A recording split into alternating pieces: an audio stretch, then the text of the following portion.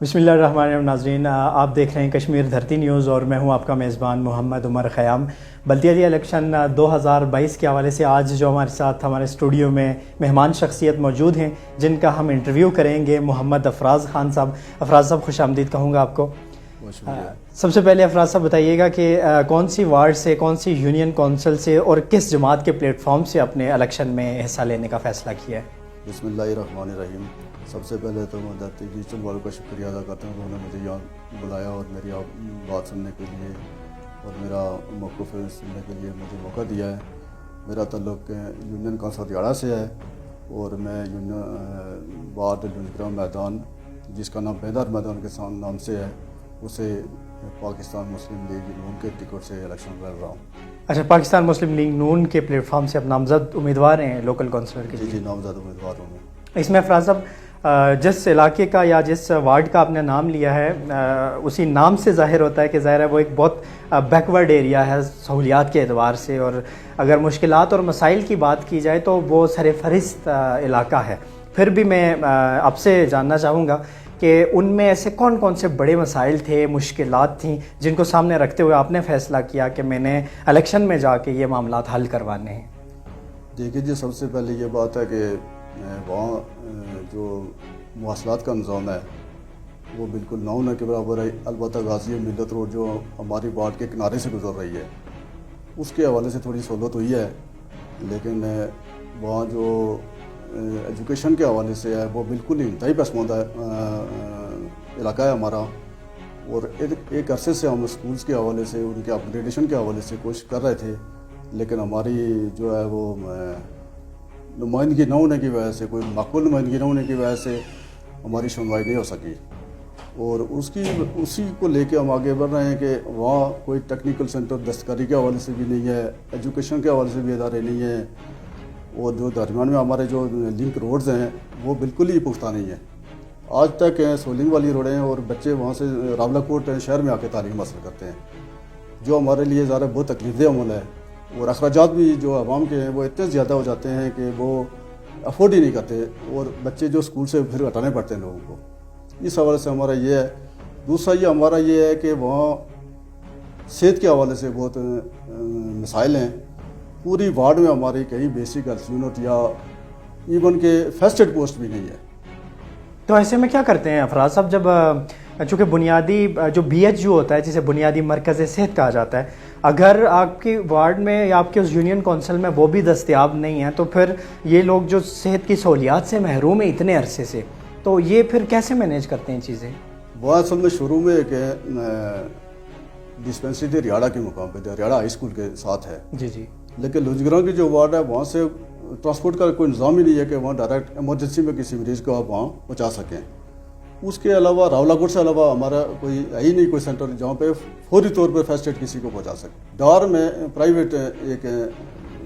Clinic है, या आप कह सकते हैं मेडिकल स्टोर टाइप चीज़ है, और वहाँ तक भी जाते हुए हमें ज़रा एक इमरजेंसी में ना कोई एम्बुलेंस सर्विस है वहाँ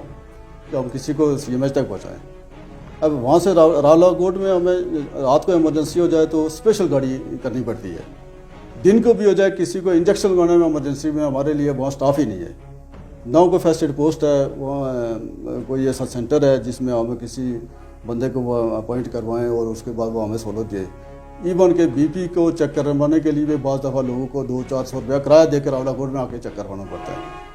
और ये हमारे लिए बहुत पसंदगी की वाज़ेह निशानी है। इसमें तो कोई शक नहीं है अफराज साहब। और इन इलेक्शंस में एक ख़ास बात जो देखने में आई है अफराज साहब के, जो मुकामी सतह से बहुत सारे ऐसे लोग हैं जो इससे पहले तो पॉलिटिक्स की तरफ उनका कोई सियासी इन्वॉल्वमेंट नहीं होती थी, लेकिन इन इलेक्शंस में बहुत सारे लोग खुल के इवन के कैंडिडेट्स के तौर पे सामने आ रहे हैं। और शायद उसकी यही वजह है कि लोगों को 75 साल गुजरने के बावजूद भी उनके जो इलाके हैं, जो मुकामी सतह पे ना उन्हें तालीम की सहूलियात हैं, ना उन्हें सेहत की सहूलियात हैं, ना उन्हें रस्म और रसाइल के हवाले से कोई उस तरह से सहूलियात हैं। तो अफराज साहब, 3 दहाइयों के बाद ये इलेक्शन होने जा रहे हैं आज़ाद कश्मीर के अंदर। 3 दहाइयों के बाद भी अगर आप या आप में से कोई भी मुंतखब होता है, कौंसलर, डिस्ट्रिक्ट कौंसलर, या तो फिर उसके लिए भी अभी तक कोई डायरेक्शंस, उसके जो वसाइल हैं उनके एतबार से अभी तक सेट नहीं की गई हैं। اس کے کیا اختیارات ہوں گے، اس کو کتنا فنڈز میسر ہوگا، اس کی کیا کیا لمیٹیشنز ہوں گی، کہاں کہاں. تو ایسے میں جو توقعات آپ سے وابستہ ہیں آپ کی وارڈ سے، ان پہ آپ کیسے پورا اتر پائیں گے؟ اس میں یہ ہے کہ 30 سال کے بعد پہلی ایک جنریشن جو ہے نا وہ 30 سال کی ہو گئی جن کو پتہ ہی نہیں ہے کہ الیکشن، لوکل باڈیز الیکشن کیا ہوتے ہیں. بیسکلی اگر اختیارات ہماری ریاست یا حکومت جو بھی اس وقت ہے اگر وہ ٹرانسفر ہو جاتے ہیں ان لوکل ممبران کے بولے چیئرمین کے حساب سے یا ڈسٹرکٹ کونسل جو بنے گے ان کے حساب سے اگر وہ اختیارات ان کے پاس آ جاتے ہیں تو یہ ود ان 4 ایئرس 4 سال کے اندر اندر یہ تمام جو صرف میری باڈی نہیں پوری یونین کونسل دیگر یونین کونسل وہ اتنی ترقی یافتہ ہو جائیں گے کہ ہر بندہ خوش ہو جائے گا کہ یہ ہمارے یا کوئی نظام آیا ہمارے پاس. اس کے علاوہ جو ہے ہمارا تو یہ ہے کہ اگر فنڈز ڈسٹریبیوشن جسٹیفیکیشن کے مطابق ہونی چاہیے. کون سا علاقہ زیادہ پسماندہ اور کہاں جو ہے وہ میڈیکل کی یا کوئی ٹیکنیکل انسٹیٹیوٹ ہے یا کوئی ادارہ یا چھوٹا موٹا جو بھی ہے تاکہ گھریلو جو ہماری خواتین یا جو بچیاں ہماری پڑھی لکھی ہیں ان کو کوئی جاب کا ذرا آگے ذرائع نہیں ہے یا اتنے اسکوپ نہیں ہے اس ریاست میں. تو وہ جیسے دستکاری کا ہو گیا کوئی ووکیشنل ٹریننگ ہو گئی وہ اس طرح کی کر کے تو وہ اپنے گھر میں بھی اپنی روزی کا ذریعہ بنا سکتے ہیں. اسی طرح فرسٹ ایڈ پوسٹ کا میرا جو ذہن ہے کہ پہلی فرصت میں جو صحت کے حوالے سے اور جو ٹرانسپورٹیشن کے حوالے سے ہے جہاں سے لنک روڈس ہیں اور آئی ایس ہیں چلتی ہیں جو بچوں کو ایسٹ بھیڑ بکری کی طرح لاد دیا جاتا ہے گاڑی ڈال کے وہ لاتے ہیں. اگر وہ روڈیں پختہ ہو جائیں تو جو پونے گھنٹے کا راستہ ہے 1 گھنٹے کا راستہ ہے وہ 20 منٹ کا راستہ رہ جاتا ہے. اور اس طرح کا جو دوسرے اس کے علاوہ جو سیاسی ایکٹیویٹی ہے اس ذرا لوگ نئے اس وقت آئے ہیں کافی سارے ان کو ذرا ایک نئی ان کو 30 سال کے بعد ایک چیز نظر آ رہی ہے اور ابھی تک وہ ان کو سمجھ نہیں آ رہا کہ ہم نے آگے کیا کرنا ہے. ہم نے چلو 1992 میں جب ہوئے تھے الیکشن تو ہمیں ایج اتنی نہیں تھی لیکن پھر بھی تھوڑی اویئرنیس تو ہمیں تھی.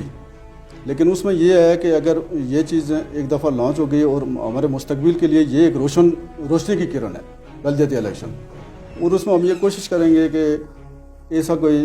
جو ریاست کے جو وسائل آتے ہیں یا جو ایم ایل اے کے ذریعے آتے ہیں یا ڈسٹرکٹ مطلب ضلع کونسل کے حوالے سے بھی کوئی چیز فنڈنگ ہوتی ہے اس کو ایگزیکٹ جگہ پہ وہ اور کمیٹی کے ذریعے ہو.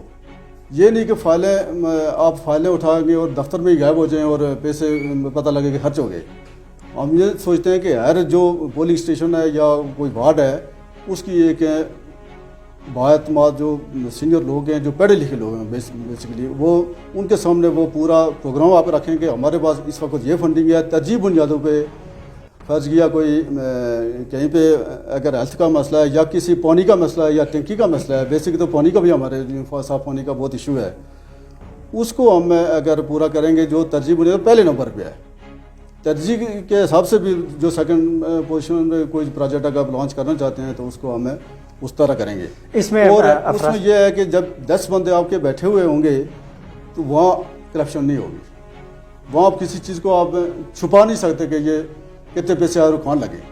درست کہہ رہے ہیں. اس میں افراز صاحب چونکہ آپ ایج کے اعتبار سے بھی سینئر ہیں ایکسپیرینس کے اعتبار سے بھی سینئر ہیں بہت سارے سماجی کاموں میں بھی آپ نے آج سے پہلے اپنے علاقے کی حد تک بھی اگر دیکھا جائے تو آپ نے بڑا رول پلے کیا. ابھی جو ریسنٹ الیکشن ہو رہے ہیں اس میں چونکہ آپ کی جو وارڈ ہے یا جو یونین کونسل ہے وہاں پہ آپ کے مقابلے میں بھی بہت سارے کینڈیڈیٹس ہیں.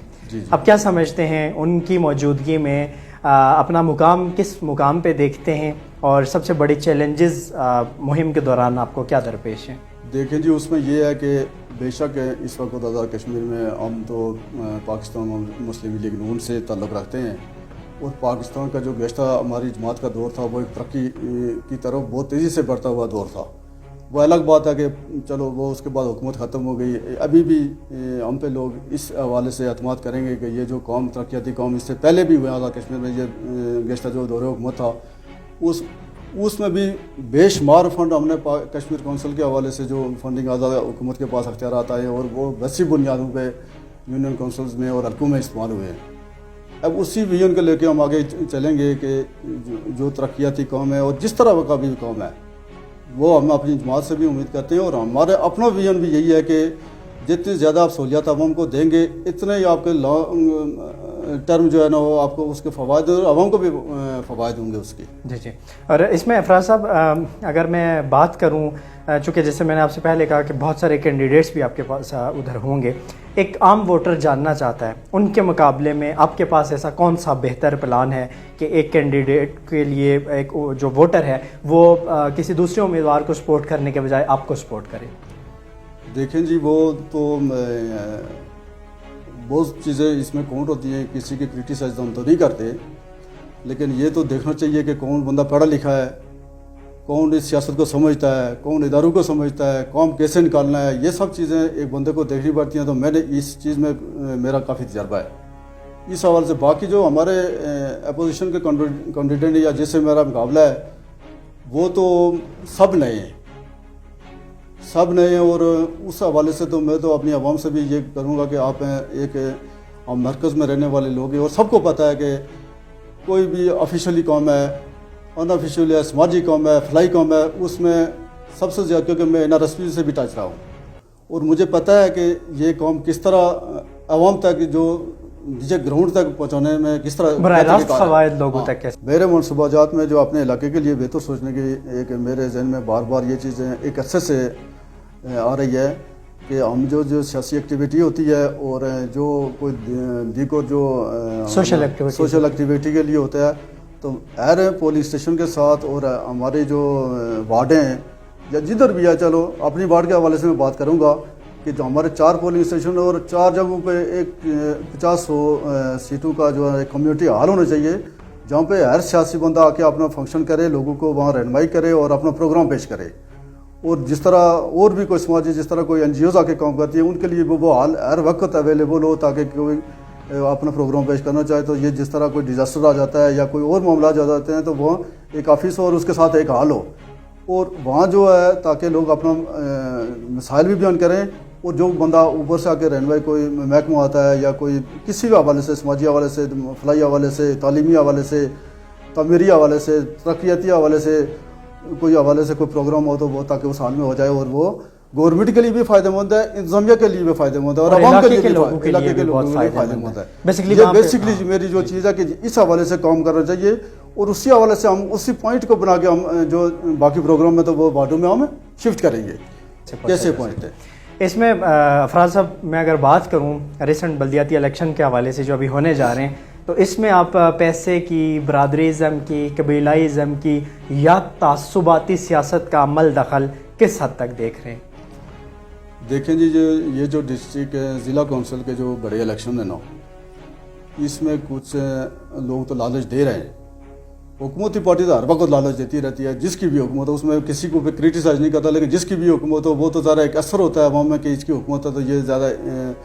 اس کے ووٹ اس کو دے دیں تو وہ ہوتا ہے، لیکن چینج اس طرح نہیں آتی. ایک چیز غلطی سے اگر پھنس گیا تو کسی کو رشوت یا پائپ یا ٹوٹی یا کسی جاب کے حوالے سے جھانسا دے کے وقتی تو فوائد حاصل کر لیں گے، لیکن جو بندہ یہ چیز لیتا ہے تو وہ اس کی عزت ختم ہو جاتی ہے، اس کی عزت بھی ختم ہوتی ہے اور جو باقی ہیں ان کے حقوق کا بھی سودا وہ کر بیٹھتا ہے اور وقتی طور پہ کر بیٹھتا ہے اور اس کے نقصانات اسے اگر 1 مہینے کے لیے فائدہ ہے تو اگلے 5 سال اس کے نقصانات. میں آپ کو یہ بتاؤں کہ اگر فرض کیا میں کوئی چیز ایسی لے کے میں بارگیننگ کر کے 2-4 ووٹ کسی کے حوالے سے ڈلوا دیتا ہوں یا کوئی ایسی بارگیننگ کر لیتا ہوں، اس کی جواب دہ میری نسل ہوگی آگے، کیونکہ اس کے نسل میری نسل کو یا کوئی بھی بندہ کرتا ہے اس کی نسل اس کے بچوں کو لوگ کہیں گے کہ تمہارے باپ نے یا تمہارے سینئر نے یا تمہارے رہنما نے یہ پیسے لے کے یہ کام کیا تھا، تو وہ ساری عمر وہ یعنی 1 نمبر نہیں شمار کیا جائے گا. درست کہہ رہے ہیں افراز صاحب، اور آپ کے خیالات، نظریات اور آپ کی خدمات کو دیکھتے ہوئے ہماری بھی آپ کے لیے نیک خواہشات ہیں. اور اسی کے ساتھ ساتھ میں افراز صاحب چاہوں گا کہ آخر میں ہمارے پلیٹ فارم سے اپنے دیکھنے اور سننے والوں کے لیے آپ کیا میسج دیں گے؟ میں تو اس حوالے سے تمام ناظرین کو اور جو بھی آپ کے ادارے سے آپ کے اخبار کے حوالے سے بھی ہر بندے آپ کے دھرتی کے حوالے سے ادارہ دھرتی یہ بھی کہہ رہا ہوں، ہر جو سوشل اور سماجی مسائل ہے ہر وقت انہوں نے اس کے لیے آواز اٹھائی ہے اور میں اس چیز پہ عابد صدیق صاحب کو اور آپ کے تمام دھرتی والے سٹاف کو مبارکباد پیش کرتا ہوں کہ ہر وقت خواب اپوزیشن کی ہر بندے کی افیلیشن ہوتی ہے لیکن ہر وقت انہوں نے جو جائز مسائل ہیں اور کسی چیز کی ناجائز حمایت نہیں کی ہے. जायज़ कौमों को उन्होंने जायज़ मिसाल को उजागर किया है और मैं इनको मुबारकबाद आपको पेश करता हूँ इस हवाले से। बहुत शुक्रिया। और अल्लाह इसी के के- साथ अपने वोटर्स के लिए क्या पैगाम देंगे?